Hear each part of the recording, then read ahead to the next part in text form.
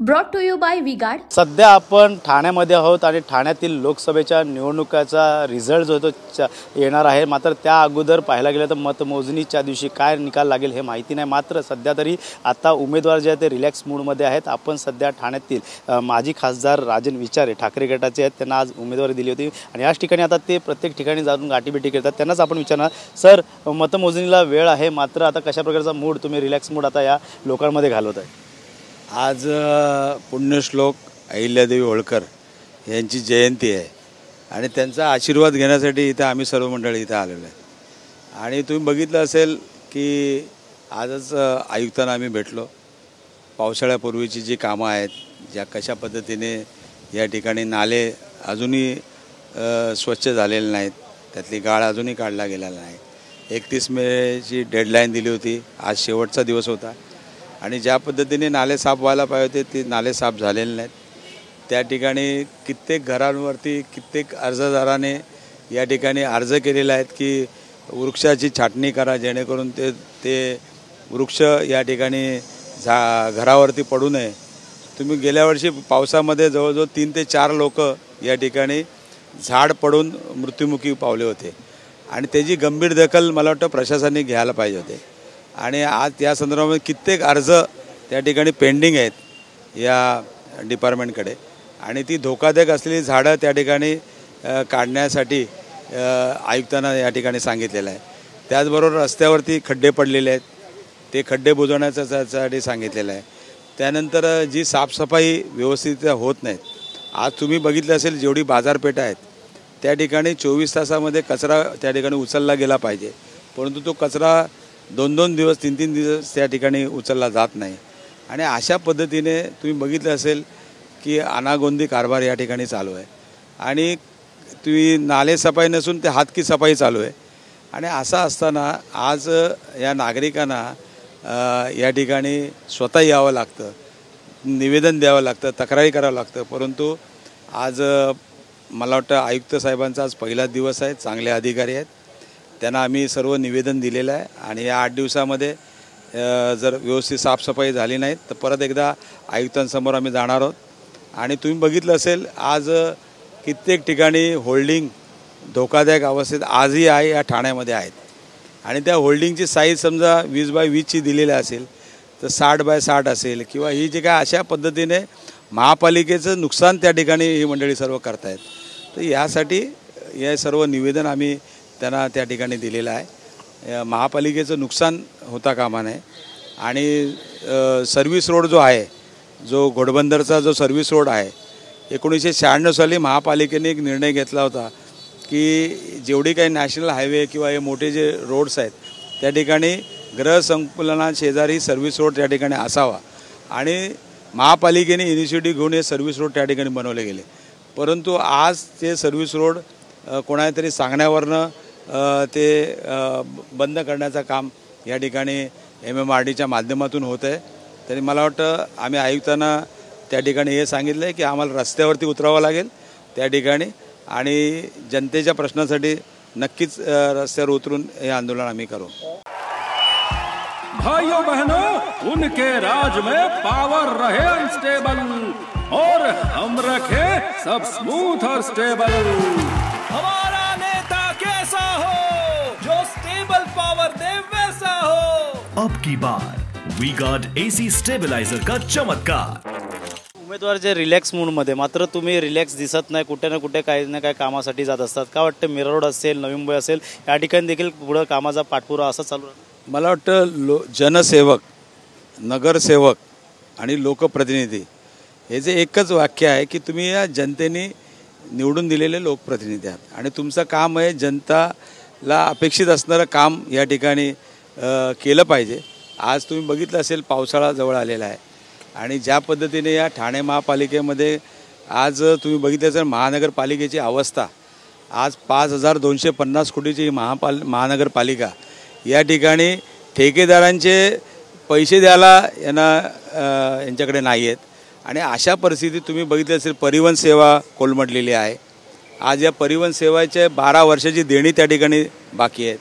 आज शिक्षण मंडळ, आज कित्येक शाळा बंद केलेल्या आहेत आणि अशा पद्धतीने या महानगरपालिकेच्या जनतेच्या पैशाची या ठिकाणी लयलूट चालू आहे आणि ही जर थांबवण्यासाठी आज आयुक्तांना आम्ही निवेदन दिलेलं आहे आणि आयुक्तांनी सुद्धा याची गंभीर दखल घेऊन या संदर्भामध्ये ज्या ज्या काही गोष्टी त्यांच्या निदर्शनास आलेल्या आहेत त्याची पडताळणी करून याच्यावरती कारवाई करावी ही या ठिकाणी अपेक्षा व्यक्त केलेली आहे। उनका बैकअप सिर्फ कल तक और हमारा चांद तक।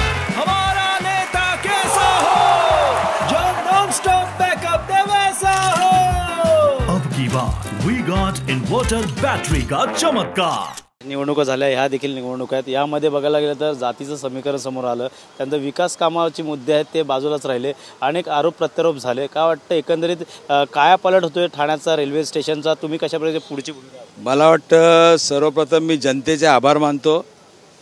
तुम्ही बघितलं असेल छत्रपती शिवाजी महाराजांनी हिंदवी स्वराज्य निर्माण केलं, त्यावेळेला 18 पगड जाती आणि 12 बलुतेदार आणि सर्व जाती धर्माच्या लोकांना एकत्र करून ही मोड बांधली। त्याच पद्धतीने आज या जनतेने ही निवडणूक हातात घेतलेली आहे आणि जनता मला वाटतं सक्षम आहे। ही निवडणूक कुठल्या राजकीय पक्षाच्या हातात नाही आणि जनताही ठरवणार आहे उद्याचा पहाट कशी असणार आहे। नक्कीच नरेश म्हस्के तुमच्या समोर होते, शिवसेनेच्या धनुष्यबाणाच्या टिकावर तुमच्याकडे मशाल होतं चिन्ह। काय वाटतं एकंदरीत ही लढाई पाहता शिवसेनेतच मोठी लढाई दिसून येते? शिवसेना म्हटल्यावर ही निष्ठावंत विरुद्ध गद्दार ही अशी लढाई आहे। आज तुम्ही बघितलं धनुष्यबाण हा आमचाच होता, शिवसेना पक्ष नावसुद्धा आमचंच होतं, आमची निशाणी चोरली, आमचा पक्ष चोरला, आमच्या पक्षाची गद्दारी केली। मला वाटतं ही जनता उघड्या डोळ्याने बघते। 4 तारखेला रिझल्ट बघा तुम्ही काय येईल तो रिझल्ट बघा। मात्र ओपनिंग पोलचे आकडे येण्या समोर आहे, मात्र या अगोदर देखील आकडे आले होते, त्यामुळे कुठेतरी पायाखालची वाळू घसरू शकते कोणाची? मला वाटतं या जनतेने मनात निर्णय घेतलेला आहे। जनता सुज्ञ आहे आणि जनता गेले कित्येक वर्ष या राजकारणा मंडळींना जवळून ओळखते आणि जनतेने ठरवून ठेवलेलं आहे 4 तारखेला रिझल्ट बघा तुम्ही। ही जनताचं मी खास करून जनतेचा आभार मानतो। नाराजी व्यक्त केली जनतेने, काही ठिकाणी मशीन बंद पडल्या, मुंब्रा असेल, ठाणे असेल, चालत नव्हत्या, त्यामुळे तुम्ही या संदर्भात काय कारवाई संदर्भात सांगितलं होतं? बोगस वोटिंग तुम्ही बघितलं असेल कल्याणसारख्या मतदारसंघामध्ये 10,000च्या वर त्या ठिकाणी नावं गाळली गेली। हा सुद्धा एक मतदारांचा अपमान आहे की आज तुम्ही या निवडणुकीला सामोरे जाताना आज 10,000 लोकांची नावं या ठिकाणी तुम्ही जर गायब केलेली असतील तर मला वाटतं ही भयानक बाब आहे।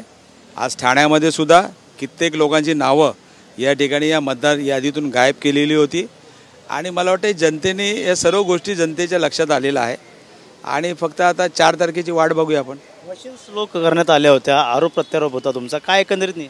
मशीन बरोबर ना साहेब, जर त्या मतदाराच्या रांगा लागलेल्या आहेत मतदानाच्या दिवशी आणि त्या ठिकाणी जाणून बुजून आमचं राबोडी असेल, आमचं मीरा भाईंदरमधले नयानगर असेल किंवा महागेरी असेल, या जाणून बुजून काही ठिकाणी त्या ठिकाणी मतदान स्लो म्हणजे तासाला 5 लोकांनी मतदान केलं।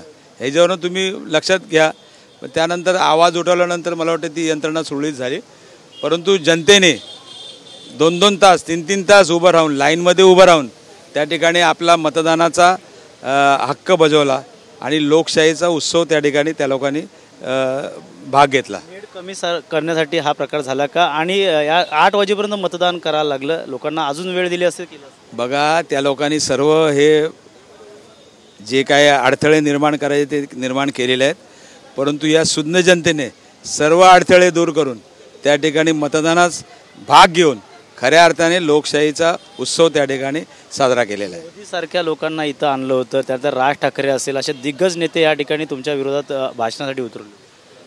अहो पण जरी बाहेरचे कोणी नेते आले तर इथले कोण आहे सांगा? जनता जनार्दन, आणि जनता जनार्दन हे शेवटी मतदार राजा म्हणतो। त्या मतदार राजाने आता 4 तारखेला केलेलं हे तुम्ही लक्षात घ्या। तुम्ही रेल्वेची अनेक कामं तुम्ही केली, श्रेय घेण्यासाठी आता पुढे देखील येऊ शकतात? मला वाटतं जनतेला माहिती आहे कोण काम करतो। रेल्वे ही केंद्र सरकारच्या अखत्यारीत असते। या ठिकाणी या ठाणेकरांनी गेले 35 वर्ष माझ्यासारख्या सामान्य कार्यकर्त्यावरती विश्वास ठेवून या ठिकाणी गल्ली ते दिल्लीपर्यंत प्रवास करण्याचं काम या जनता जनार्दनाच्या आशीर्वादाने मला मिळाला आणि या जनतेला माहिती आहे कोणी कामं केलेली आहेत काय आहे.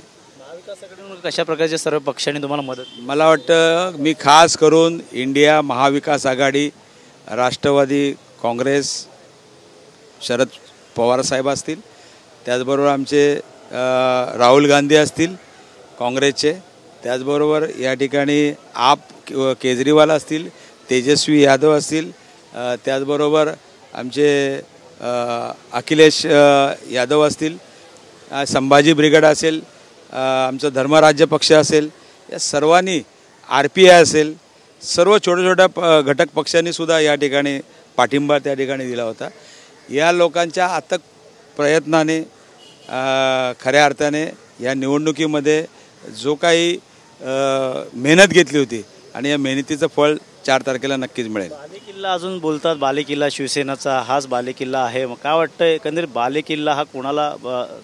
बालेकिल्ले नेता ठरवत नसतो, बालेकिल्ले इथली जनता ठरवत असते आणि जनता 4 तारखेला ठरवेल कोणाचा बालेकिल्ला आहे. तर 4 तारखेला ठरवणार कोणाचा बालेकिल्ला आहे असं राजन विचारे यांनी सांगितले आहेत. राजन विचारे हे अनेक उमेदवार जे रिलॅक्स मूडमध्ये असले तरी मात्र राजन विचारे ह्या ठिकाणी कोणत्या ना कोणत्या कारणास्तव गाठीभेटी खेळताना दिसतात. आजच ते महानगरपालिके या ठिकाणी जाऊन आलेत आणि त्या ठिकाणी आयुक्तांना देखील भेट दिलेली आहे. पावसाळ्याच्या अगोदर असलेली कामं, तसेच होर्डिंग्स असतील, रेल्वे संदर्भातले प्रश्न असतील, असे इतर प्रश्न जे आहेत ते मांडत ते अजूनही देखील फिरत असताना दिसतात. मात्र येणाऱ्या काळात जनता काय धडा शिकवणार हेच देखील आता आपल्याला देखील पाहणं गरजेचं राहणार आहे. त्यामुळे नरसिंगसह गणेशोरा, TV9 Marathi, Thane. Brought to you by V-Guard.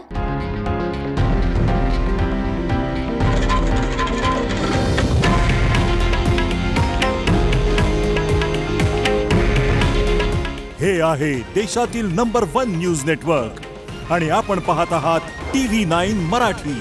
काळजी तुमची, हित महाराष्ट्राचं.